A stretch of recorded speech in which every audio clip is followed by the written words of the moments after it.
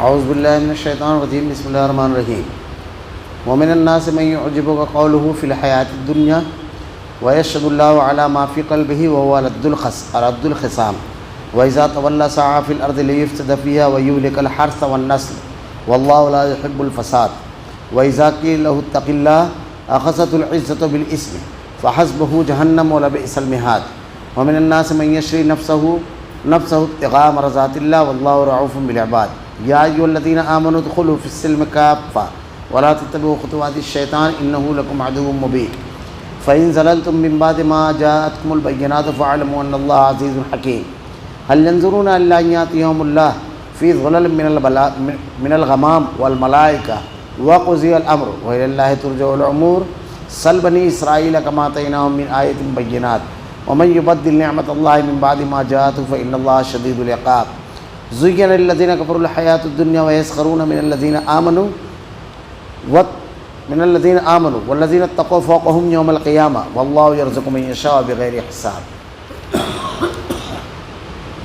بعض لوگوں کی دنیوی غرض کی باتیں آپ کو خوش کر دیتی ہیں اور وہ اپنے دل کی باتوں پر اللہ کو گواہ کرتا ہے، حالانکہ دراصل وہ زبردست جھگڑالو ہے۔ جب وہ لوٹ کر جاتا ہے تو زمین میں فساد پھیلانے کی اور کھیتی اور نسل کی بربادی کی کوشش میں لگا رہتا ہے، اور اللہ تعالیٰ فساد کو ناپسند کرتا ہے۔ اور جب اس سے کہا جائے کہ اللہ سے ڈر تو تکبر، تعصب اسے گناہ پر آمادہ کر دیتا ہے۔ ایسے کے لیے بس جہنم ہی ہے، اور یقیناً وہ بدترین جگہ ہے۔ اور بعض لوگ وہ بھی ہیں کہ اللہ تعالیٰ کی رضامندی کی طلب میں اپنی جان تک بیچ ڈالتے ہیں، اور اللہ اپنے بندوں پر بڑی مہربانی والا ہے۔ ایمان والو، اسلام میں پورے داخل ہو جاؤ، شیطان کے قدموں کی تابعداری نہ کرو، وہ تمہارا کھلا دشمن ہے۔ اگر تم باوجود تمہارے پاس دلیلیں آ جانے کے بھی پھسل جاؤ تو جان لو اللہ تعالیٰ غلبے والا اور حکمت والا ہے۔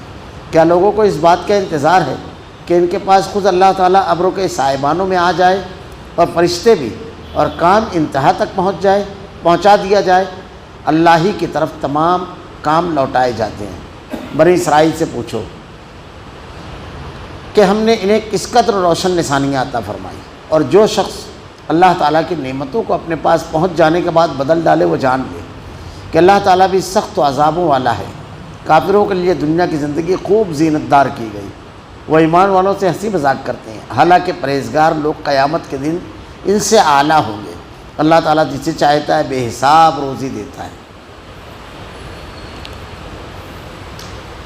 ومن الناس من يعجبك قوله في الحياة الدنيا ويشهد الله على ما في قلبه وهو رد الخصام۔ بعض لوگوں کی دنیاوی غرض کی باتیں آپ کو خوش کر دیتی ہیں، وہ اپنے دل کی باتوں پر اللہ کو گواہ کرتا ہے، حالانکہ دراصل وہ زبردست جھگڑالو ہے۔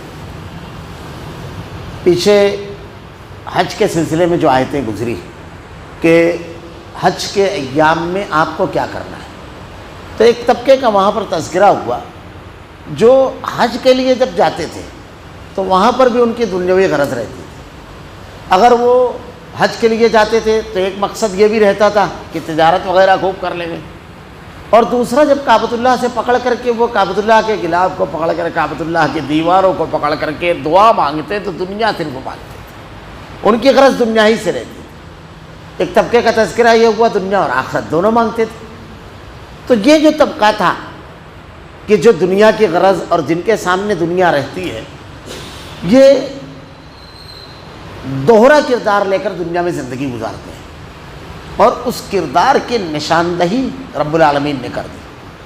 اللہ کے نبی صلی اللہ علیہ وسلم کے پاس سے جب یہ لوگ آتے اور کوئی دینی بات، کوئی دینی معاملہ، کوئی دینی بات مشورہ، کوئی دین کا اور کوئی چیز ہوتی تو بہت بڑھ چڑھ کے حصہ لیتے تھے، اور اپنے آپ کو ایسا پیش کرتے تھے، یعنی سپید پوش ظاہر ہوتے تھے، ایسا شو کرتے تھے، ایسا پیش کرتے تھے کہ ان سے زیادہ دینی حمیت و غیرت، ان سے زیادہ دین کے لیے قربانی کا جذبات، ان سے زیادہ دین کی محبت کسی اور میں نہیں ہے۔ اب یہاں پر دیکھیے ذرا سا کتنی باریک بات قرآن نے کتنے موٹے انداز میں پیش کیا، اصول۔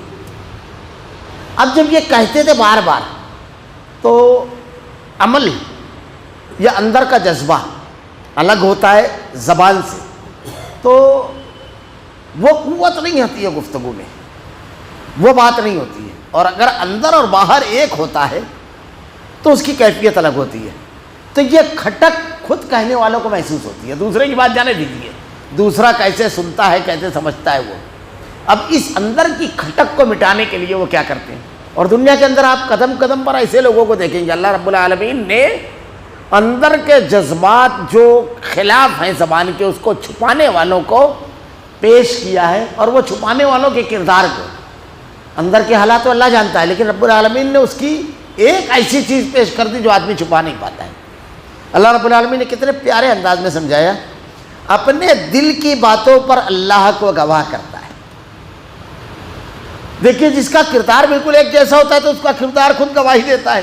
اگر وہ بات کہتا ہے کہ میں نماز اللہ کا شکر ہے کہ اس کی پابندی کرتا ہوں، اب اس کو بتانا نہیں ہے، کیونکہ پانچوں ٹائم مسجد جانا لوگوں کو دکھتا ہے، اللہ کے دین کے لیے خرچ کرنا، اللہ کے احکامات پر عمل کرنا. اس کے سامنے قرآن کی کوئی آیت کہتی ہے، کتنا بھی بڑا نقصان ہو، کتنا بھی بڑا فائدہ ہو، قربان کر دیتا ہے. اور اللہ کے نبی کی کوئی بات آئی، اس کا عمل بالکل صاف رہتا ہے، تو اس کو اپنے عمل کے ثبوت کے لیے مزید بیرونی گواہی کی ضرورت نہیں پڑتی ہے. اس کا کردار چیخ چیخ معاشرے میں ہر موڑ پر بولا ہوتا ہے یہ کیسا ہے. اس کا کردار ہر جگہ بولا تھا. لیکن جس کا کردار ہوتا ہی نہیں ہے تو اس کو تو ضرورت پڑے گی. تو اللہ نے کتنا پیاری بات کہی. کیا کرے گا وہ بات کرتے ہوئے؟ اپنے دل کی باتوں پر اللہ کا گواہ کرتا ہے. قسم کھائے گا یقین دہانی کے لیے وزندار الفاظ استعمال کر، اللہ کی قسم ضرورت پڑے گی میرا معاملہ دیکھ، قسم کھا کر کے میں کہتا ہوں یہ اس کو ضرورت پڑ رہی ہے، کیونکہ مانا نہیں جا رہا ہے، اس نے اپنے کردار کو منوایا ہی نہیں ہے عمل کی بنیاد پر. تو اس کو زبانی کی طاقت لگانا پڑے گی نا، عمل تو ہے نہیں اس کے پاس. اور جن لوگوں نے اپنے عمل سے اپنے کردار سے منوا لیا ہے، ان کا ماضی، ان کی پوری زندگی پیچھے کی سامنے ہے لوگوں کے، کہ جب قربانی کی بات آئی، جب دین پر عمل کرنے کی بات آئی تو وہ دین کو فوقیت دے چکے ہیں، ان کو ضرورت نہیں ہے وطن پیدا کرنے کے لیے. تو یہ بڑی قوت کے ساتھ قسمیں کھاتے ہیں، حالانکہ دراصل وہ زبردست جھگڑالو ہے. اب اللہ رب العالمین نے جو اگلی بات کہی، ایسے لوگوں کے لیے زبردست و تازیانہ عبرت اور بہت بڑی نصیحت کہ ہم لوگوں سے چھپا لیں گے، لیکن اللہ ایک فیصلہ ہمارے بارے میں دے رہا ہے، وہ علیم و خبیر ہے. اس لیے لوگوں کا نہیں اللہ کا خیال کرنا چاہیے. اللہ نے فیصلہ سنا دیا، وہ جانتا ہے تمہارے کردار کو، ضرورت نہیں ہے اس کی. وَإِذَا تَوَلَّ سَعَىٰ فِي الْأَرْضِ لِيُفْسِدَ فِيهَا وَيُهْلِكَ الْحَرْثَ وَالنَّسْلَ وَاللَّهُ لَا يُحِبُّ الْفَسَادَ. جب وہ لوٹ کر جاتا ہے تو زمین میں فساد پھیلانے کی، کھیتی اور نسل کی بربادی کی کوشش میں لگا رہتا ہے، اور اللہ تعالیٰ کو اللہ تعالیٰ فساد کو ناپسند کرتا ہے. اب جب یہ جاتا ہے ایسی مجلسوں سے، ایسے مقامات سے اٹھ کر کے، تو جاتا ہے، یہ چلنا پھرنا نہیں ہے اس سے مراد، پریکٹیکل لائف، عملی زندگی اور قولی زندگی دونوں میں تضاد کیسا ہوتا ہے. اور جب اس کو کاروبار کے میدان میں سے تو ہرا کی کوئی تمیز نہیں ہے، کسی کا مال غصب کر لینا، جھوٹے وعدے کرنا، یہ سب چیز کیا نظر آئے گی؟ فساد ہی پیدا کرتا ہے نا. ایک آدمی کو بالکل سچا وعدہ کر دیا کہ کل میں پیسہ دے دوں گا، اب اس کے بچے کی شادی ہے، نہیں ہے، مارکیٹ بہت خراب ہے. منافق کی جو پہچان بتائی گئی ہے، جب وعدہ کرے وعدہ خلافی کرے. ابھی کوئی گنجائش نہیں ہے، بول کر کے اس کے مسائل کیا ہیں، کوئی میڈیکل مسئلہ ہے، کوئی بچے کا اور مسئلہ ہے، کوئی اور، اس سے اس کو کوئی غرض نہیں.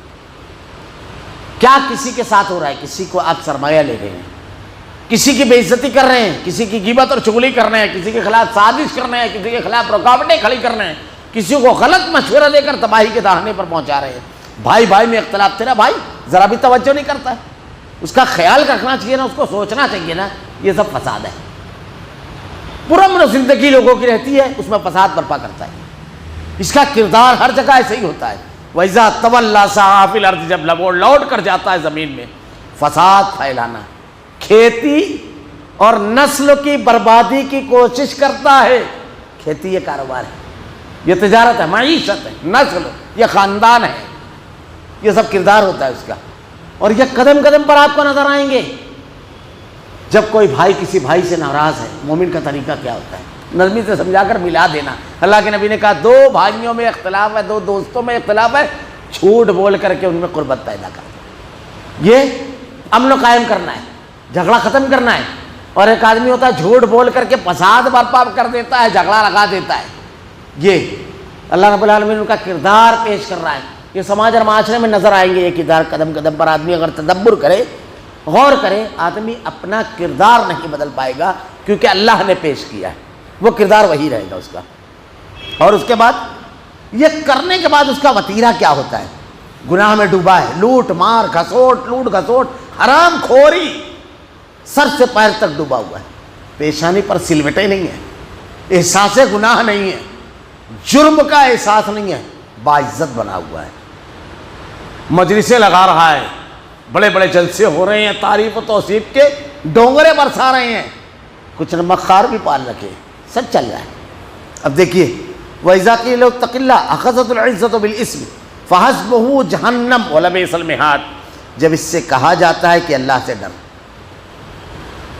بندوں کے بارے میں، اپنے مفاد کے بارے میں مت سوچ، اللہ ناراض ہو رہا ہے، اس سے ڈر، تو کیا کرتا ہے؟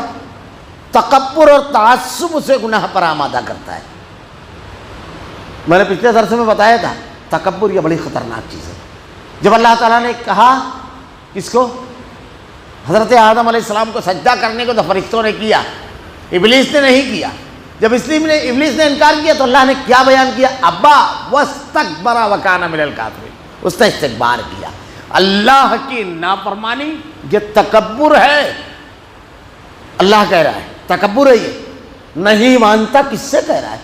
تکبر اللہ کی چادر ہے، جو اس پر ہاتھ ڈالے گا اللہ رب العالمین اس کو بخشے گا نہیں۔ یہ حق صرف رب العالمین کو ہے تکبر کرنے کا، اور کسی کو کیا حق؟ بندہ اپنے بدن کے اندر فضلات ایسی چیزیں لے کر چلتا رہتا ہے کہ اس کی بو بھی اگر مجلس میں نکل جاتی ہے تو ناقابل برداشت ہوتی ہے، مرنے کے بعد 2-3 دن میں سڑنا شروع ہو جاتا ہے۔ بندے کی حیثیت اور بساط کیا؟ وہ تکبر کرے، 1 منٹ اللہ کی دی ہوئی ہوا کے بغیر زندگی نہیں گزار سکتا۔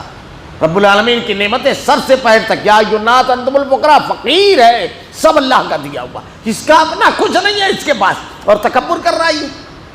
اللہ کے نبی صلی اللہ علیہ وسلم کی اس حدیث کو بھی یہیں پر یاد کر لیجئے، یہیں پر یاد کر لیجئے، تکبر کا اور زیادہ واضح ہو جائے گا کہ اللہ کے نبی نے کیا کہا؟ 3 لوگوں کی طرف اللہ رب العالمین روز محشر رحمت کی نگاہوں سے بھی نہیں دیکھے گا۔ کون لوگ ہیں؟ بوڑھا زانی، جھوٹا بادشاہ، گھمنڈی فقیر۔ کبھی غور کیجئے، اللہ کے نبی صلی اللہ علیہ وسلم کو اللہ رب العالمین نے جوامع الکلم بنایا تھا۔ تینوں پر تدبر کیا آپ نے؟ تدبر کیجئے، مفسرین نے بڑی پیاری تفسیر لکھی ہے۔ کیا کہتے ہیں؟ غور کیجئے، بوڑھا زانی، بوڑھا ہو گیا، اب اس کو کیا ضرورت زنا کی؟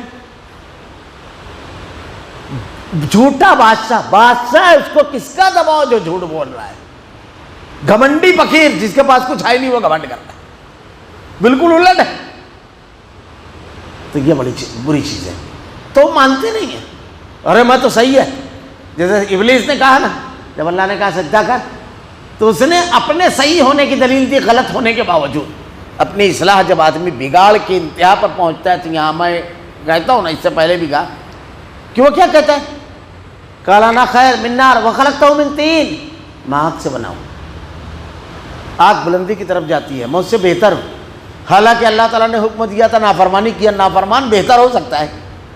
گھر کے اندر بچہ نافرمان ہو تو اس کو اچھا مانا جائے گا، استاد کے سامنے شاگرد نافرمان ہو تو اس کو اچھا مانا جائے گا۔ رعایا میں حکومت کا نافرمان، قانون کو نہ ماننے والا، توڑنے والا اچھا بولا جائے گا؟ وہ تو مجرم ہے، تو خود ہے مجرم، لیکن کیا کہتا ہے میں افضل۔ عجیب بات ہے، اس دیوار کا کیل اس دیوار میں ٹھوکنا اسی کو کہتے ہیں۔ کہا کیا جا رہا ہے، جواب کیا دے رہے ہیں آپ؟ یہی ہوتا ہے جب استکبار آتا ہے، نفاق آتا ہے، تو اس کو سمجھانے کی جب بات کی جاتی ہے، اتنی عزت ہے شہر میں میری، ایسے ہی ہے مل گئی، لوگ دیکھ کر جھک کر سلام کرتے ہیں، ہمیشہ چن کر کے آ جاتا ہوں۔ کسی ادارے میں چلے جاؤ تو صدارت سے کم والی کرسی نہیں ملتی ہے، ایسے ہی ہے سب، یہ سب آ جاتا ہے آدمی کے اندر۔ اللہ رب العالمین نے کیا کہا؟ تعصب اسے گناہ پر آمادہ کر دیتا ہے، ایسے کے لیے بس جہنم ہے، یقیناً وہ بدترین جگہ ہے۔ اب اللہ رب العالمین اس کا انجام بتا رہا ہے۔ دنیا میں لوگوں سے مزوری کر لو، لوگوں کو مطمئن کر لو، اپنی باتوں سے لوگوں کو دبا لو، بہت زبان آور ہو، استعمال کرو۔ نبی کے پاس بیٹھنے والوں کے بارے میں اللہ تعالیٰ کہہ رہا ہے، ان کے چھوٹے لوگوں کے بارے میں جو بیٹھو گے تو ان کی کیا بسات، آخری انجام۔ ومن الناس من یشری نفسہ ابتغاء مرضات اللہ واللہ رؤوف بالعباد، اور بعض لوگ وہ بھی ہیں کہ اللہ تعالیٰ کی رضامندی کی طلب میں اپنی جان بیچ ڈالتے ہیں، اور اللہ تعالیٰ اپنے بندوں پر بڑی مہربانی کرنے والا ہے۔ ایک صفت یہ بیان کی گئی، ایک صفت اہل ایمان کی ہے کہ اللہ کی رضامندی کے لیے سب کچھ دے دیتے ہیں۔ بے شمار واقعات بیان کیے جا سکتے ہیں۔ اللہ کے برگزیدہ بندے یہ ہمارے سماج اور معاشرے کے اندر چلتے رہتے ہیں، یہ اس قسم کی مجلسوں میں بیٹھے رہتے ہیں جن کے لیے فرشتے دعائیں کرتے ہیں۔ ہم لوگ لمبی چوڑی مسندوں پر نہ تلاش کریں، یہ تو کیفیت ہے اللہ کی رضا اور خوشنودی والی کہ بندہ ایسا عمل کر دیتا ہے کہ اللہ کی رضا میں سب کچھ قربان کر دینا، نہیں بس مجھ کو نہیں چلے گا، اللہ ناراض ہو جائے گا، یہ ایک فیصلہ رہتا ہے اس کا۔ حضرت صہیب رومی رضی اللہ تعالیٰ عنہ کا واقعہ بڑا مشہور ہے، بڑے زبردست تیر بناتے تھے، ہتھیار بہت اچھا بناتے تھے، اور اس کی وجہ سے، ان کی مہارت کی وجہ سے مکہ کے لوگ بہت زیادہ ان سے کام لیتے تھے۔ ماہر کاریگر کے پاس آدمی جاتا ہے، بڑے ماہر تھے، تو بہت دولت تیر کے پاس۔ اللہ کے نبی پر ایمان لائے، جب ہجرت کے لیے نکلے مشرکین مکہ نے روک لیا، کہا تم سب مال یہاں کمائے مکہ میں، سب مال، تم اس کو لے کر نہیں جا سکتے، یا تو اس کو چھوڑو یا تو دین چھوڑو، پھر لے کر جاؤ آپ۔ تو کہا چھوٹا سودا کیا آپ نے، چھوٹی بات پیش کی، یہ رکھو سب مال۔ حضرت اللہ کے نبی صلی اللہ علیہ وسلم کو جب اس واقعے کی اطلاع ملی، آپ نے ایک بہت پیارا جملہ کہا، صہیب نے بہترین تجارت کی، بہترین تاجر ہے یہ ذرا سا غور کیجئے اس جملے پر، بہترین تجارت کیا ہے؟ دین کے لیے اپنا گھاٹا برداشت کر دینا، ضائع کر دینا، یہ بہترین تجارت ہے۔ کامیاب نہیں ہے، کامیاب تجارت یہ نہیں ہے کہ دین کو بالائے طاق رکھ کے مال جمع کرنا۔ نبی کی سند ہے، اللہ تعالیٰ کیا کہتا ہے ایمان کے بارے میں، ان اللہ اشتری من المؤمنین انفسهم واموالهم بان لهم الجنہ، اللہ نے اہل ایمان کی جانوں اور مالوں کو جنت کے بدلے خرید لیا ہے۔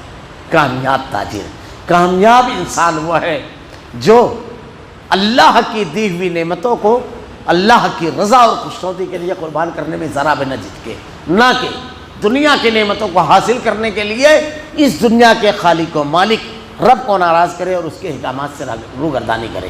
تو دنیا میں جو اب لوگ اپنے آپ کو کامیاب کہتے ہیں، وہ کامیاب اصل میں نہیں ہے۔ اب اگر یہ صحیح چشمہ، صحیح عینک ہمارے آنکھوں پہ لگ جائے تو ہم لوگوں کو اپنے آپ پر جب نظر جائے گی، اور اگر اللہ کی توفیق و ہدایت پر ہم دین پر عمل کرنے والے ہوئے تو اپنے آپ کو بہت بھلے لگنے لگیں گے، بہت اچھے لگنے لگیں گے، شخصیت میں نکھار آ جائے گا، یہی چیز ہے۔ اور اسی لیے صحابہ کرام جب کوئی نیکی کرتے تھے تو بہت خوش ہوتے تھے، نیکی میں لذت اور مزہ آ جاتا ہے، شخصیت ایسے نکھر جاتی ہے، پھر اپنے آپ کو کہیں پر کمتر نہیں سمجھیں گے۔ اللہ نے مجھ کو توفیق و عنایت دی، یہ اربوں کا مالک، اور اللہ کے راستے میں لگانے کے لیے وقت، صلاحیت، یہ تمام چیزیں جھجک رہا ہے۔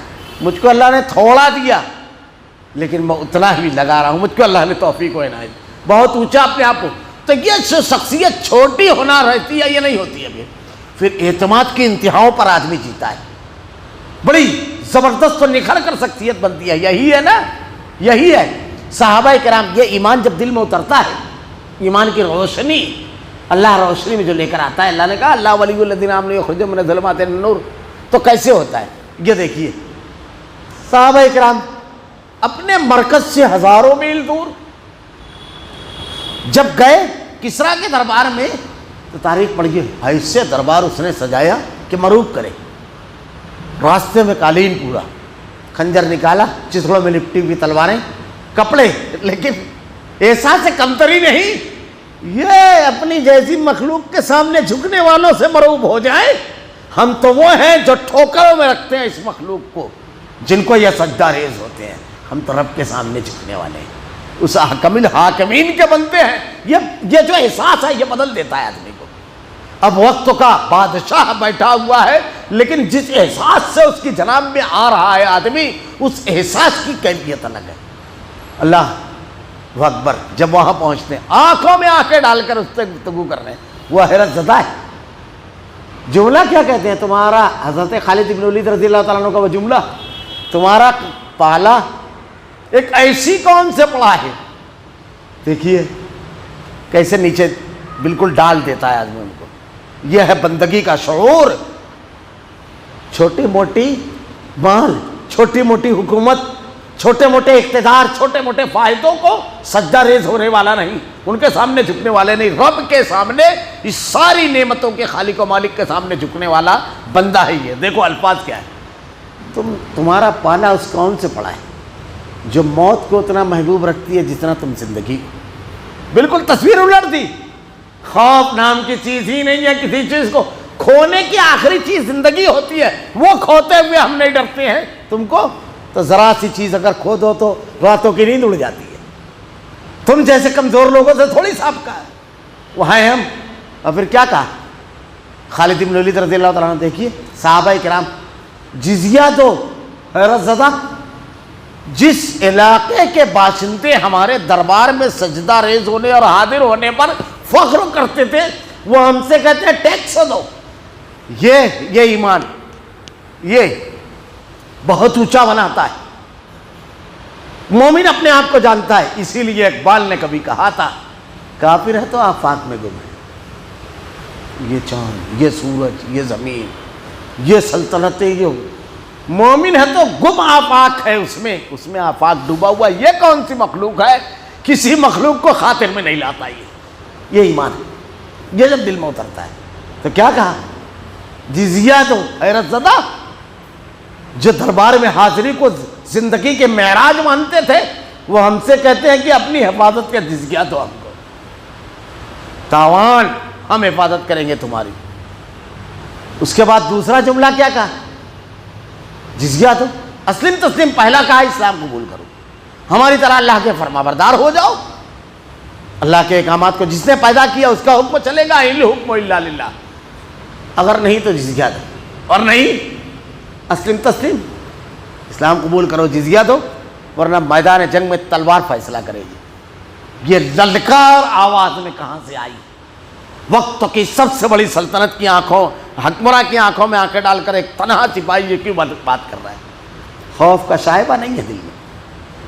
یہ بندگی کو اس مقام پر لے جانے والی چیز ہے دین. مگر آدمی اس کو سمجھے.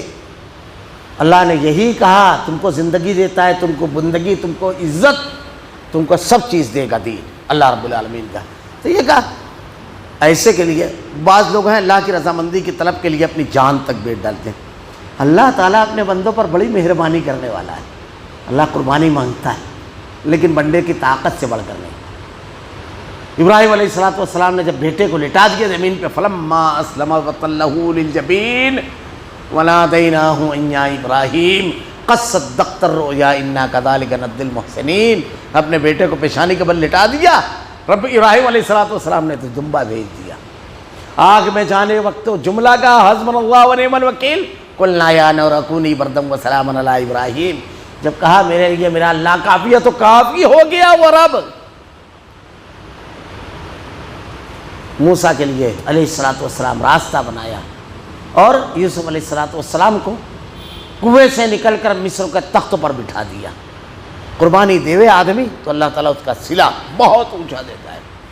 اللہ نے کہا یا ایھا الذین آمنوا ادخلوا فی السلم کافۃ ولا تتبعوا خطوات الشیطان انہ لکم عدو مبین. ایمان والو اسلام میں پورے داخل ہو جاؤ. شیطان کے قدموں کی تابعداری نہ کرو، وہ تمہارا کھلا دشمن ہے. پورے داخل ہو جانا اسلام میں. پورے داخل ہونے کا بالکل جو مفسرین نے بیان کیا سادہ سا مطلب یہ کہ آدمی عقیدے، عبادت، معاملات، گھر، تنہائی، مجلس، تجارت، گفتگو، حکومت، تعلیم، لوگوں سے تعلقات، ہر چیز اس کی دین والی ہو. اسلام میں پورے داخل ہو. ایک جملے میں اگر کہیں عبادت میں شرک نہیں ہونا چاہیے، عقیدے میں عبادت میں بدعت نہیں ہونا چاہیے، عبادت میں دوام ہونا چاہیے، عبادت کرنا چاہیے. عقیدہ خوب مضبوط ہے، نماز کی پابندی نہیں کر رہے ہیں، عبادت کا ذوق نہیں ہے اس کے اندر، تلاوت کا ذوق نہیں ہے. گھر 5 وقت کی نمازیں ہیں، عقیدہ بہت اچھا ہے لیکن بیوی کے ساتھ زیادتی کر رہے ہیں، بچوں کے ساتھ زیادتی کر رہے ہیں، ظلم کر رہا ہے ان کے ساتھ، ان کے حقوق نہیں ادا کر رہا ہے. بیوی بچوں کے ساتھ انصاف نہیں کر رہا ہے، جس سے محبت ہے اس کو تو خوب، جس سے محبت نہیں ہے اس کی کوئی پرواہ نہیں ہے، بچوں پر اپنے حقوق کو لاد رہا ہے، نہ کہ ان کے مزاج کو دیکھتے ہوئے ان کے لیے راستے ہموار کر رہا ہے۔ یہ سب چیزیں نہیں ہیں، یہ پڑوسی کے حقوق ہیں۔ کاروبار اور تجارت میں کبھی اس کو اسلامی اصول اور ضابطوں کی کوئی پرواہ نہیں رہی۔ عزت بڑھانے میں لوگوں کے پیروں کو کاٹ کر اس نے اپنے قد کو بلند کیا، نہ کہ اپنی صلاحیتوں سے۔ اپنے اقتدار کو باقی رکھنے کے لیے حلال حرام کی تمیز کی، سازشیں کی، رشوت خوری کی، اپنے دشمنوں سے نپٹنے کے لیے اللہ تعالیٰ نے قرآن میں کہا نا، اہل اقتدار سے ساز باز کی، مخبری کی، ان کے خلاف کمپلینیں کی، ان کو پھنسایا۔ یہ اسلام میں داخل ہونا نہیں ہے، یہاں ایک طرف رکھ دیا سب جگہ اسلام کی تعلیمات کو۔ اور ہمارے یہاں ایک بہت بازاری جملہ لوگ کہتے ہیں، سیاست میں اسلام کی کوئی ضرورت نہیں، سیاست ہے یہ، یعنی یہاں اسلام نعوذ باللہ استغفر اللہ پورا داخل ہو جاؤ، کسی بھی میدان رہے تو آدمی بولے وہ مومن ہے۔ ہم نے تاریخ میں واقعات پڑھے ہیں کہ ایک مرتبہ کسی کے بارے میں یہ کہا گیا کہ فلاں شخص وہابی ہے۔ مولانا عبدالحمید رحمانی رحمہ اللہ اس واقعے کو بڑی تفصیل سے بیان کیا کرتے ہیں۔ تو ایک آدمی اٹھ کر کے فوراً کہتا ہے تو جھوٹ بول رہا ہے، وہابی کہاں ہو سکتا ہے، وہ کلمہ اس نے فلاں مقام پر دیکھا جو غلط ہے۔ ارے وہابی تو وہ جس کے ٹخنے سے اوپر کپڑے ہوں، نمازوں کا پابند ہو اور برائی سے رک جانے والا ہو۔ بازار میں کل ایک مسلمان تاجر اگر زبان دیتا تھا تو لوگ یہ کہہ کر کے کہتے تھے اب بات ختم ہو گئی، وہ مسلمان ہے، اس نے وعدہ کیا ہے، ختم ہو گئی بات۔ یہ ہماری زبان کا اعتبار تھا، کیونکہ اسلام میں پورے داخل تھے۔ تجارت کے اتار چڑھاؤ ہمارے قول و کردار پر اثر انداز نہیں ہوتے تھے، نفع اور نقصان یہ تمام چیزیں نہیں، ذخیرہ اندوز نہیں، یہ تمام چیزیں نہیں تھیں۔ پورے داخل ہو جانے کا مطلب اپنے تمام اعمال و افعال کو اسلام کے مطابق ڈھالنے میں، جو بھی ہم کر رہے ہیں۔ وَلَا تَتَّبِعُوا خُطُوَاتِ الشَّيْطَانِ، شیطان نے اللہ سے کہا تھا جب اس کو نکالا گیا تو کہا دائیں بائیں آگے پیچھے بڑھوں گا، ہر راستے پر بیٹھا ہے، کہیں پر اگر آپ بچ گئے تو دوسرے راستے پہ وہ آپ کو لگائے گا کچھ نہ کچھ۔ وَلَا تَتَّبِعُوا خُطُوَاتِ الشَّيْطَانِ، شیطان کی اتباع مت کرو۔ کسی بھی راستے پر ہم قدم بڑھا رہے ہیں تو دو راستے ہیں، ایک رحمان کا ایک شیطان کا۔ ہم اپنا محاسبہ کریں کہ ہم رحمان کی بتائی ہوئی تعلیمات کے مطابق یہ کام کر رہے ہیں، یہ شیطان کی بتائی ہوئی۔ اب شیطان میں نفس، انا، ہمارا فائدہ سب آ گیا۔ اگر اسلام کے خلاف ہے تو کسی بھی زاویے سے اس کو غور کرو۔ استغفر اللہ، بعض لوگ تو غصے میں کہہ دیتے ہیں ابھی رکھ دے اسلام کو ایک طرف، ابھی مت بتا، ہاں اسلام میں یہ حکم ہے تو بھی میں ایسے کروں گا۔ استغفر اللہ، ابھی 2 روز قبل ایک شخص کو کہہ رہا تھا، واقعہ بتا رہا تھا، میں نے کہا استغفار کر کے ایسی مجلس سے فوراً اٹھ جانا چاہیے، بیٹھنا نہیں چاہیے ایسی گفتگو میں، ایسی مجلس میں جہاں ایسا جملہ آدمی کہتا ہے۔ تو شیطان ہر معاملے پہ بیٹھا ہوا، وَلَا تَتَّبِعُوا خُطُوَاتِ الشَّيْطَانِ إِنَّهُ لَكُمْ عَدُوٌّ مُّبِينٌ۔ اچھا، کتنا پیارا انداز ہے اللہ کا۔ اللہ تعالیٰ نے اوپر اپنے بارے میں کہا کہ اللہ بڑی مہربانی کرنے والا ہے، وَاللَّهُ رَءُوفٌ بِالْعِبَادِ۔ اب نیچے کیا کہہ رہا ہے اللہ رب العالمین؟ شیطان جو تم کو اللہ کے راستے سے ہٹائے گا تو کیا کہا؟ إِنَّهُ لَكُمْ عَدُوٌّ مُّبِينٌ، یہ تمہارا کھلا ہوا دشمن ہے، یہ تم سے کروا رہا ہے، یہ اس لیے کہ تم اللہ کی دی ہوئی تمام نعمتوں سے محروم ہو جاؤ۔ نعمتوں سے محروم دنیا اور آخرت میں کیا ہے؟ ارے بھائی یہاں بے ایمانی کریں گے، آپ کے منہ پر کوئی نہ بولے، پیٹ پیچھے بولیں گے، بھروسے کے لائق نہیں ہے، آپ کی شخصیت گئی۔ آپ اسلام کے اوپر عمل کرتے رہے تو آپ کی شخصیت بچی رہی، آپ کے پیٹ پیچھے بولیں گے، وہ زبان دے دیا تو دنیا ادھر کی ادھر ہو جائے، اس کی زبان نہیں پلٹے گی۔ آپ کے بارے میں ایک شخص کہے گا کہ وہ گالی بکتا ہے تو لوگ کہیں گے ہو ہی نہیں سکتا، وہ نہیں کرتا ہے۔ یہ آپ کی شخصیت اتنی طاقتور رہے گی، لوگ کیا کہتے ہیں جانتے ہو؟ کیا کہتے ہیں؟ ایک مجلس بیٹھی ہوئی ہے، اس مجلس میں اگر ہم سب لوگ بیٹھے ہوئے ہیں تو کہا جاتا ہے کہ اصلی کوئی نہیں ہے۔ کیسے اصلی کوئی نہیں ہے؟ اس مجلس میں ہم بیٹھے ہوئے ہیں تو سامنے جب لوگ بیٹھے رہتے ہیں تو تعریف بھی کرتے ہیں، لوگ برائی نہیں کرتے یا اصل بات نہیں بتاتے ہیں، لیکن مجلس سے جب کوئی آدمی اٹھ کر کے چلا گیا تو پھر اس کے بارے میں کیا کہتے ہیں؟ بالکل کھل کر آدمی بات کرتا ہے، ارے وہ بیکار آدمی ہے، لمبی چھوڑتا ہے، صحیح نہیں ہے، یہ اس کی اصل شخصیت بیٹھ گئی اب۔ اور اگر اچھا آدمی ہے تو ایسے ہی بولیے، مجلس سے اٹھنے کے بعد مجلس میں بیٹھ جاؤ، یہ دین ہے، دین تم کو ایسا بنا دے گا، ہم کو ایسا بنا دے گا کہ مجلس سے اٹھ کر چلے گئے تو بھی مجلس میں ہم چھائے رہے. یہ دین کی وجہ سے ملے گا. لیکن شیطان چاہے گا کیا کہ تم کو عزت ملے؟ اس نے تو آدم علیہ السلام کو نکالا نا جنت سے، تو ہر چیز سے تم کو محروم کرنے پہ لگا ہوا ہے. انہ لکم عدو مبین، میرے رب نے کہا میں تمہارے لیے رحیم و کریم ہوں اور یہ تمہارا دشمن ہے، عدو مبین ہے، اس کے پیچھے نہ جاؤ. لیکن اس کے باوجود بندہ نہ سمجھے، کتنی بری بات ہے. فَإِن زَلَلْتُم مِّن بَعْدِ مَا جَاءَتْكُمُ الْبَيِّنَاتُ فَاعْلَمُوا أَنَّ اللَّهَ عَزِيزٌ حَكِيمٌ. اگر تم باوجود تمہارے پاس دلیلیں آ جانے کے پھسل جاؤ تو جان لو اللہ تعالیٰ غلبے اور حکمت والا ہے. سب آ جانے کے بعد بھی اگر تم صراط مستقیم پر نہ چلو، تمہارے پاؤں ڈگمگا جائیں، گر جاؤ، دیکھیے کیا ہے پھر اس کے بعد غلبہ اسی کے لیے ہے. هل ينظرون الا ان ياتيهم الله في ظلال من الغمام والملائكه وقضي الامر والى الله ترجع الامور. کیا لوگوں کو اس بات کا انتظار ہے کہ ان کے پاس خود اللہ تعالیٰ ابروں کے سائبانوں میں آ جائے؟ یہ قیامت کا منظر ہے. قیامت کو روز اللہ کے نبی صلی اللہ علیہ وسلم نے جو بیان فرمایا، اللہ تعالیٰ نے قرآن میں بھی جو منظر پیش کیا ہے، هل ينظرون الا ان تاتيهم الملائكه او ياتي ربك او ياتي بعض آيات ربك يوم ياتي بعض آيات ربك لا ينفع نفسا ایمانها لم تكن آمنت من قبل وكسبت في ایمانها خيرا قل انتظروا انا منتظرون. کہ ایک تو یہ کہ سورج جب مشرق کی بجائے مغرب سے نکلے گا توبہ کا دروازہ بند ہو جائے گا، اور دوسرا قیامت کے روز جب اللہ رب العالمین آئے گا میدان محشر میں تو اس کا منظر پورا پیش کیا گیا. فرشتے قطار اندر قطار آئیں گے. فرشتوں کی قطاروں کو دیکھ کر بہت سارے بندے سمجھیں گے کہ رب کی آمد ہے. سجدہ ریز بھی ہوں گے، لوگوں کو رو کیا جائے گا ان کو. جب اللہ رب العالمین عرش معلّہ پر جلوہ افروز میدان محشر میں رب العالمین 8 فرشتے ہوں گے جو عرشوں کو تھامے ہوں گے. اللہ کے نبی صلی اللہ علیہ وسلم نے ارشاد فرمایا سارے لوگ بے ہوش ہو جائیں گے. سب سے پہلے ہوش مجھ کو آئے گا اور میں دیکھوں گا کہ حضرت موسیٰ علیہ السلام عرش کا پایا تھامے کھڑے ہوں گے. مجھے نہیں معلوم وہ سب سے پہلے ہوش میں آئیں گے یا وہ بے ہوش ہی نہیں ہوئے ہوں گے. اس تجلی کی برکت سے جو طور پر ان کو اللہ رب العالمین کی طرف سے جو ڈالی گئی تھی تجلی، جب دیدار کے لیے انہوں نے کہا تھا تو اللہ کے نبی ارشاد فرماتے ہیں کہ اللہ رب العالمین جب آ جائے گا تو وہاں عمل کی کوئی چیز نہیں ہوگی. فیصلہ ہوگا، ختم ہو جائے گا معاملہ، کام ختم کر دیا جائے گا، وہاں سے عمل ختم، جزا.